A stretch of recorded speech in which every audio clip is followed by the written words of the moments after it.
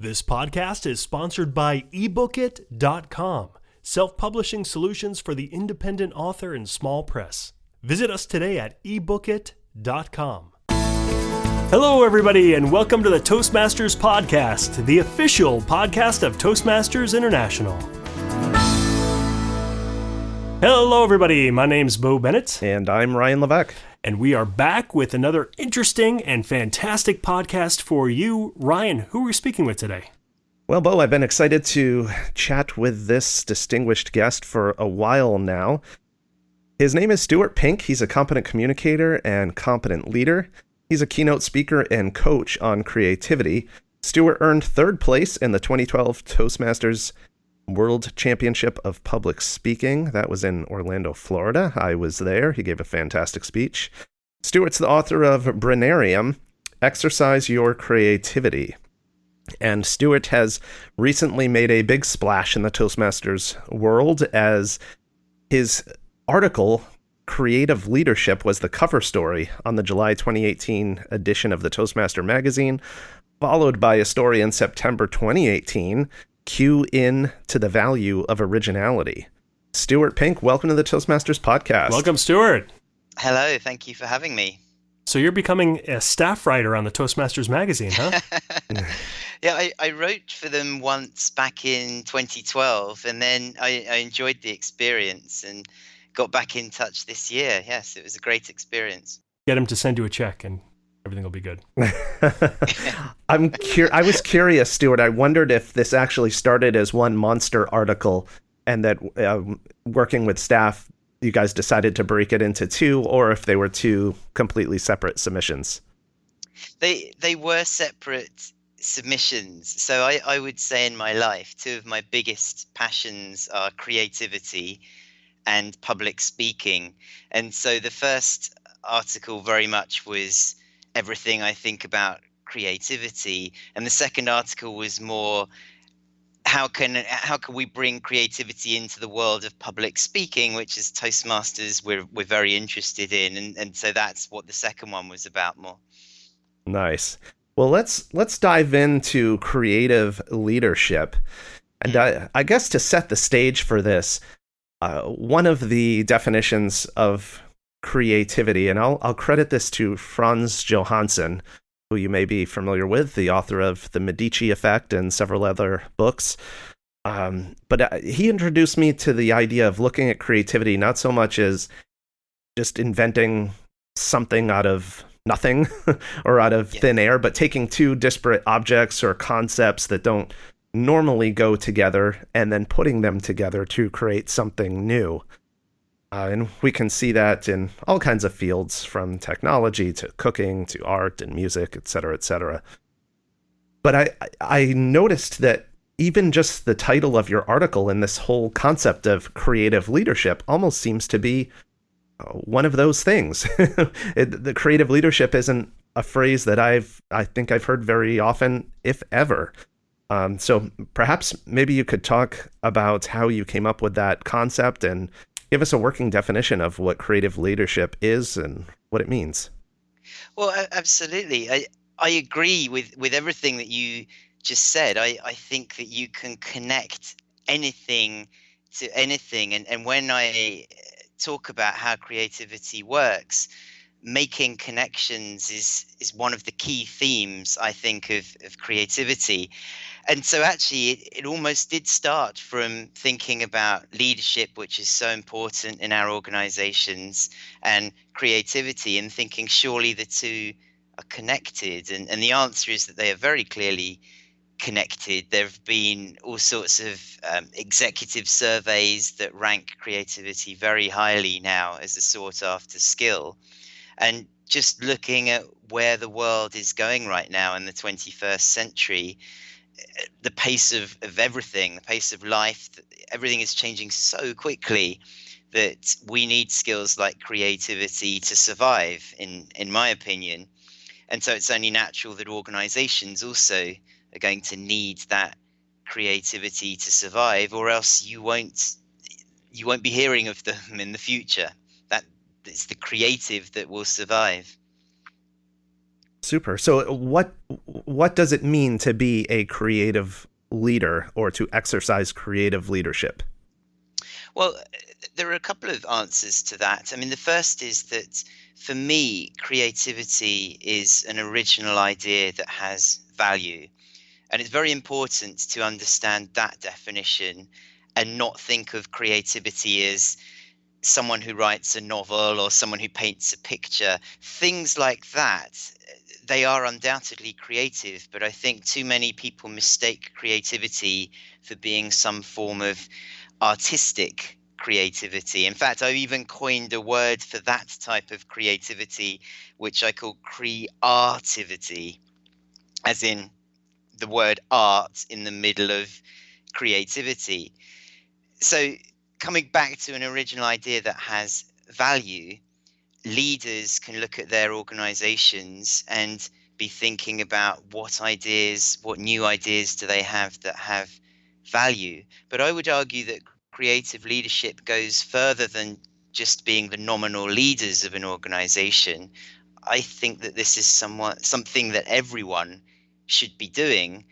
Think about it. If creativity really is a numbers game, you've got 10% of your organization are leaders.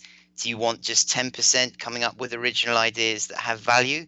Or would you rather have the whole workforce coming up with original ideas that have value? So I think everyone needs to be doing this. And I think that creative leadership gives everyone a chance to be a leader within an organization, which to me is very exciting. Gotcha. So you're not just talking about the leaders themselves being creative. You're talking about the leaders somehow working with everybody else to I guess work on their own creativity and develop that creativity. Absolutely, because I think that the next great idea could come from anyone. An organization might have a research and development department or a marketing department, but why limit all of the inventive ideas to just those departments? If a cleaner or someone has a fantastic idea, why would you not want to hear that amazing idea? And so I think one of the challenges for organizations is to think about how they can capture everyone's ideas, but also encourage everyone to be having ideas. Now, this sounds great in theory. I'm just trying to think about like a larger organization and how some of this bureaucracy might get in the way. I could imagine a leader, like say somebody in middle management, not being interested in giving their subordinates the spotlight in risk of losing their job or somebody that works for them getting a promotion over them. Do you think that's even a consideration, or is that just being a little bit too paranoid? I think it's definitely a consideration. I think paranoia, of course, is one of the things that inhibits creativity. And I remember even going to sessions when I used to be a lawyer, being asked about my ideas for the future. And as soon as I started to come up with ideas, they got shot down. And straight away I thought, well, why are you asking me about the future? If you say, oh, well, that could never happen, what are we doing here? And I think being creative and things like brainstorming, really, whenever you're trying to come up with ideas, it's important to value the process, because if you don't value the process, then absolutely you'll be stifling the chances of being creative. And that's going to be a problem in the long run for everyone. Stuart, it seems to me that part of the task, and I think Bo is alluding to this as well, of the creative leader is to help people understand that no matter who they are, no matter where they are in the organization, that creativity is for them. And it reminds me of a couple of recent incidents incident sounds too strong. A couple of recent experiences that I had, one of which was just last night. A relative of mine who's in high school, we were talking about his future career ambitions, and he's very interested in starting a business at some point. And he shared with me that, but I'm not creative. In other words, he felt he had to kind of find an opportunity he could jump into. He said, I'm not good at coming up with any ideas. Yes. And I think that right there was a pretty disempowering notion to begin Mm. with. Well, somebody's got to make the fries. Yeah. And another example, another relative, I had suggested a resource related to creativity to that person, and their response was, "Oh, well, I can't do that. I'm not creative." I'm like, this is a Yes. program designed to help you grow your creativity. So how do you communicate to people in a deep way so that they really get it that creativity is and can be for them? It's difficult. I mean, this is undoubtedly the challenge, and it's because everyone has either labeled themselves or labeled other people as creative or not creative. That's the barrier I feel that we need to break down, and we really need to start believing that we're creative and spreading that word. But it's so frustrating when people say I'm not creative, and I hope firstly by making a very clear definition we can understand that, oh, well, hang on, just because maybe you don't like art, that's got nothing to do with whether or not you're creative. Every single person on earth has original ideas that have value. So I hope that people would start to understand that, because I think that that is really, really important to get to grips with. But the second point I'd make is one of the things I try to do with Brainarium is value the importance of creative exercise, just as we all know about the importance of physical exercise. And for someone to say, I'm not creative, is a bit like suggesting to someone who maybe should start going to the gym. It's a bit like them replying, well, I'm not fit, or I'm not healthy, or I can't run a marathon. Well, sure, of course you can't. That's why you go to the gym. That's why you start to practice and to exercise, and you get better at it. And creativity is very definitely something you can get better at. I mean, my book is full of exercises to try and show how you can exercise that creativity. And it's well known that the more ideas you have, the more likely some of them are to be creative. So you just have to keep at it, really. This reminds me of one of the brain myths that a lot of people subscribe to, and that's the idea that we're either left-brained or right-brained people. You know, the Yes. understanding is the right brain is the creative and the left brain is the analytical. But it actually is more accurate to say that everybody is right and left brain.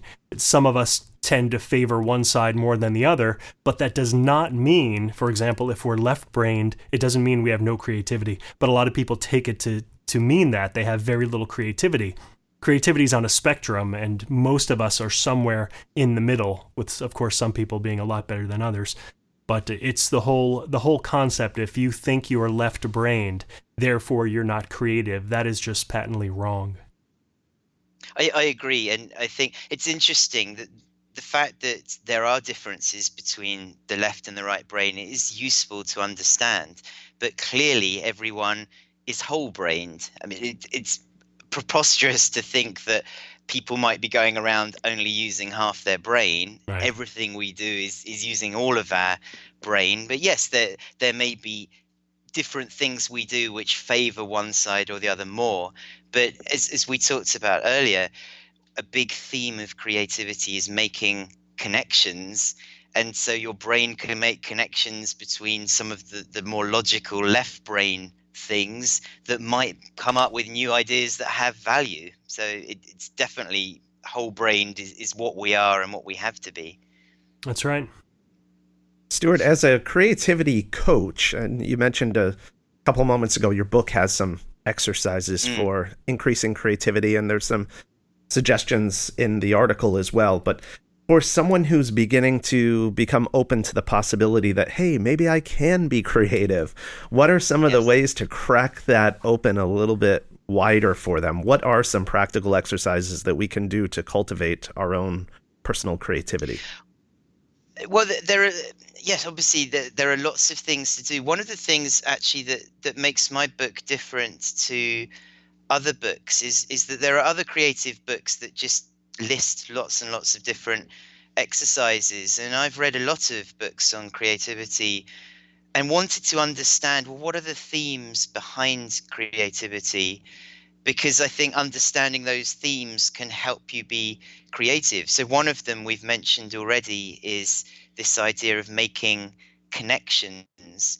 You can connect anything with anything. And so some typical creative exercises you might do, you could literally just pick a random object and think, well, how is this connected to whatever I'm thinking about? Or I want to uh, solve a problem, or I want to do something new, and then you just pick a random object and start to think about how you can connect it. So recently I was with some people, and we, as an exercise, we set ourselves the modest goal of trying to create world peace.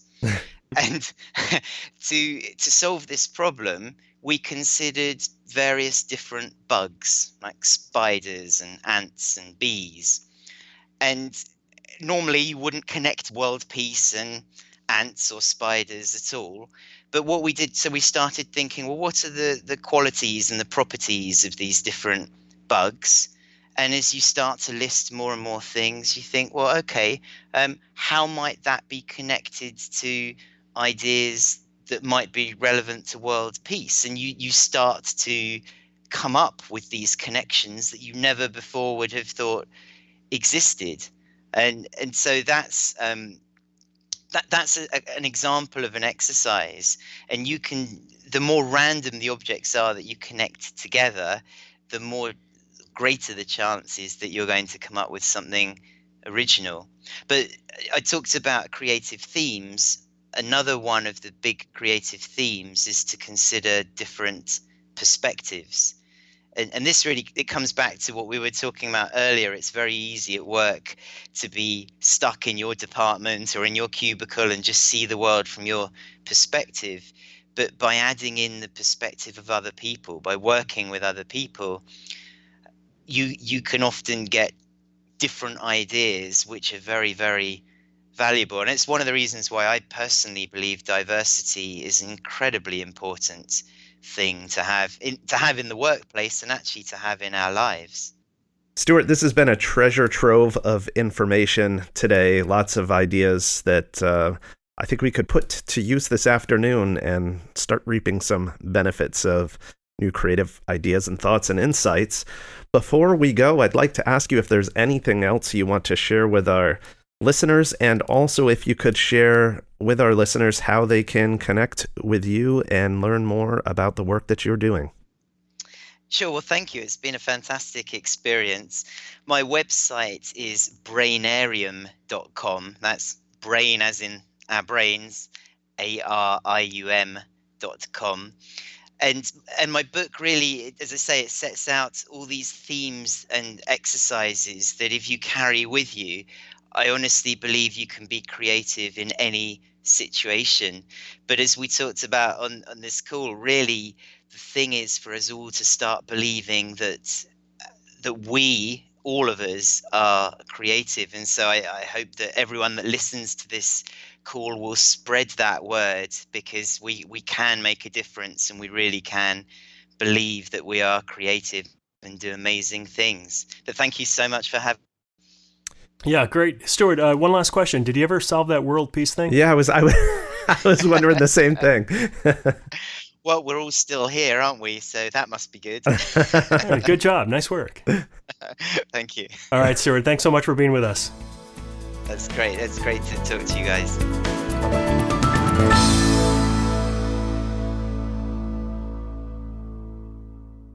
Isn't it about time you published that book you've been thinking about? We can help with that. At ebookit.com, we've been providing authors and small presses with ebook publishing services since 2010. Visit us today at ebookit.com and let us know how we can help you.